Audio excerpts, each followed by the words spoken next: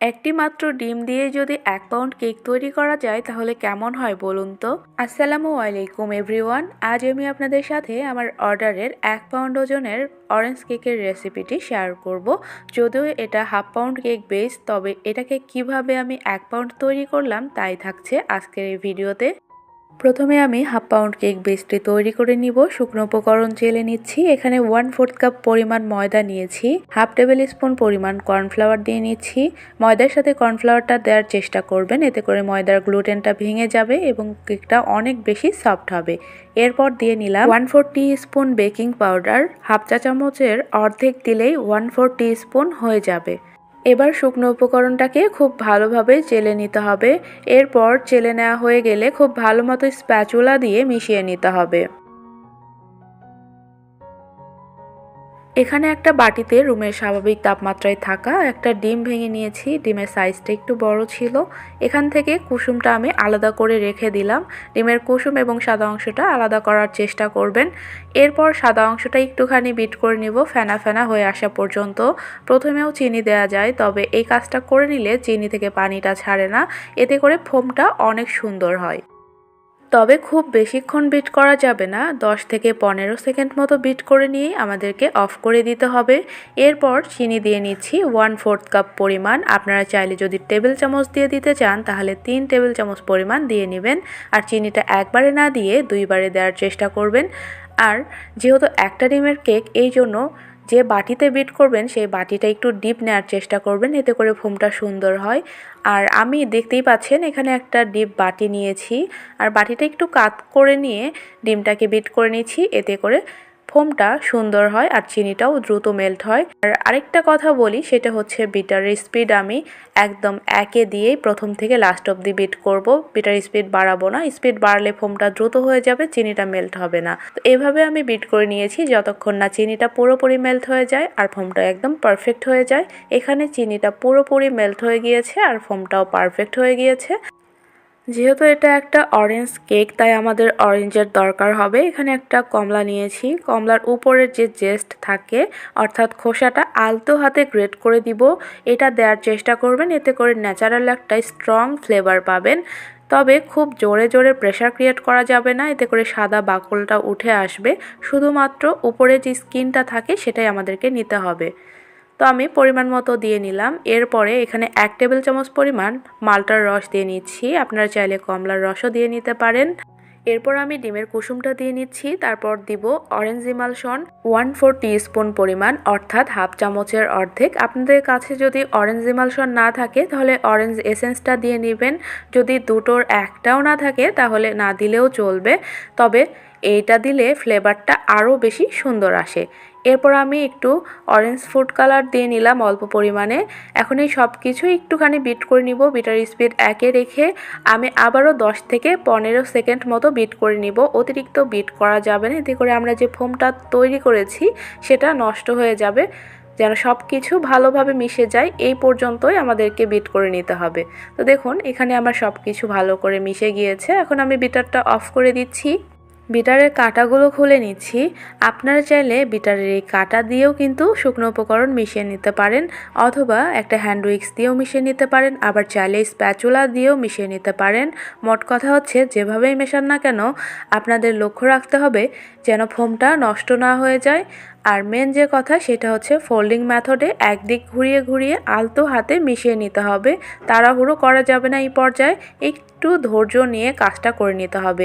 এই যে আমি মিশিয়ে নিচ্ছি, এই মিশিয়ে নিতেই আমার প্রায় 2 থেকে 3 মিনিট সময় লেগে যায়। তবে এটা যেহেতু অল্প ব্যাটার, তাই 1.5 মিনিট 2 মিনিটের মধ্যেই মেশানো হয়ে যায়। তো দেখুন এখানে ব্যাটারটা মিশিয়ে নেওয়া কমপ্লিট। আর স্পঞ্জ কেকের ব্যাটার থকথকে হবে, পাতলা হবে না। দেখে হয়তো বা বুঝতেই পারছেন, অনেকটা ফ্লাপি থকথকে একটা ব্যাটার হবে। তো ঠিক এরকম ব্যাটার তৈরি করে নেবেন, তাহলেই কেক পারফেক্ট হবে। এখানে একটা মোল্ড নিয়েছি 6 ইঞ্চি সাইজের আর উচ্চতা 4 ইঞ্চি। এটা একটা হাইট মোল্ড।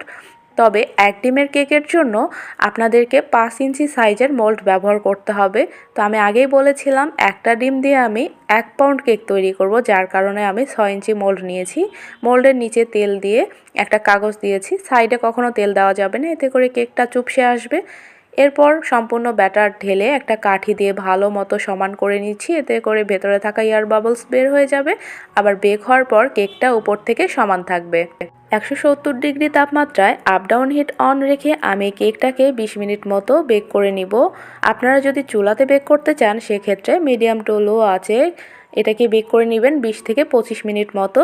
এখন আমি আপনাদেরকে চকলেট মেল্ট করে দেখাবো। আমি চকলেট সবসময় এরকম বক্সে করে ডিপ ফ্রিজে রেখে দেই। ডিপ ফ্রিজে চকলেট রাখলে অনেক দিন পর্যন্ত, প্রায় 1 বছর পর্যন্ত ভালো থাকে। নর্মালে বা রুমের স্বাভাবিক তাপমাত্রায় রাখলে 2-1 মাস পরেই চকলেট থেকে বাজে একটা নারকেলের গন্ধ আসে, তাই আপনারা ডিপ ফ্রিজেই সংরক্ষণ করবেন। ব্যবহার করার 2 থেকে 3 ঘন্টা আগে বের করে রাখবেন, তারপরে ব্যবহার করবেন। এখান থেকে আমি হোয়াইট চকলেট নিয়েছি 60 গ্রাম পরিমাণ, তার সাথে আমি 3 টেবিল স্পুন পরিমাণ হুইপড ক্রিম দিয়ে নিচ্ছি। অর্থাৎ আমি এখানে 40 গ্রাম মতো হুইপড ক্রিম দিয়ে নিব। হোয়াইট চকলেটটা মেল্ট করার পর এমনি থেকেই পাতলা থাকে ডার্ক চকলেটের থেকে, তাই এখানে হুইপড ক্রিমের পরিমাণটা কম নিতে হবে। এখানে 60 গ্রামের সাথে 40 গ্রাম হুইপড ক্রিম মিলিয়ে মোট 100 গ্রাম হয়েছে। তো দেখুন, এটা আমি গরম পানির পাত্রের উপর রেখে খুব ভালো মতো মেল্ট করে নিয়েছি। তো এটা আমি কেকের উপরে পরে ব্যবহার করব। আর এদিকে দেখুন, আমার কেকটাও মাশাআল্লাহ পারফেক্টভাবে বেক হয়ে গিয়েছে। কেকটা পুরোপুরি ঠান্ডা হওয়ার পর আমি আনমোল্ড করে নিয়েছি। এখন আমি এটাকে মেপে দেখাচ্ছি এর ওজন কত হয়েছে। প্রথমে আমি বোর্ডের ওজনটা মাইনাস করে নিচ্ছি। এখানে বোর্ডের ওজন এসেছে 79 গ্রাম। এখন কেকটা সহ আমি মেপে দেখাচ্ছি। কেকটার ওজন এসেছে 155 গ্রাম, তার মানে 150 গ্রামের বেশি। কেকটাকে 2 ভাগে ভাগ করে নিয়েছি। এর থেকে বেশি স্লাইস করবেন না, এতে করে কেকটার ওজন আরও বেড়ে যাবে।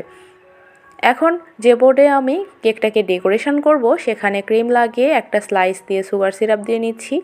আর আমি এখানে 1 টেবিল চামচ চিনির সাথে 1/4 কাপ মতো পানি মিলিয়ে সুগার সিরাপটা তৈরি করে নিয়েছি। আজকের এই কেকটা তৈরি করতে আমার ক্রিম লেগেছে 2/3 কাপ পরিমাণ, অর্থাৎ 1 পাউন্ড একটা কেক তৈরি করতে ঠিক যতটুকু ক্রিম লাগে ঠিক ততটুকু ক্রিমই আমি এখানে নিয়েছি। এখন আমি কিছু ক্রিমে কালার মিক্সড করে নিচ্ছি। হলুদ কালার দিয়েছি আর অল্প পরিমাণে লাল কালার দিয়ে একটু লাইট কমলা কালার করে নিব। তো ঠিক এইরকম কালারটা এসেছে। এটা আমি কেক বেসে পুরোটা দিয়ে নিব, আবার ফুলটাও এই কালার দিয়েই তৈরি করে নিব। এই কেকটি আমি আমার প্রতিবেশীর জন্য বানিয়েছিলাম। তো উনি আমাকে বলেছিলেন যে আমি 1/2 পাউন্ড কেক নিব, কিন্তু একটু বড় করে আমাকে বানিয়ে দিয়েন।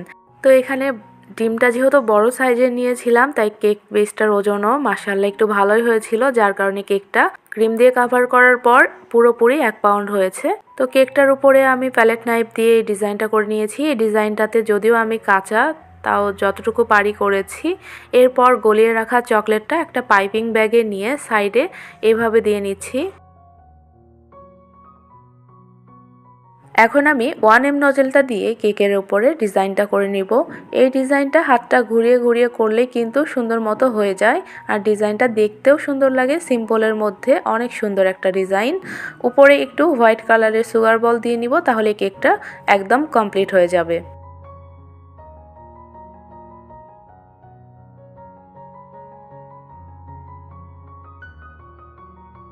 এই তো হলো কেকের ফাইনাল লুক। আপনাদের কাছে কেমন লেগেছে কমেন্ট বক্সে জানাবেন।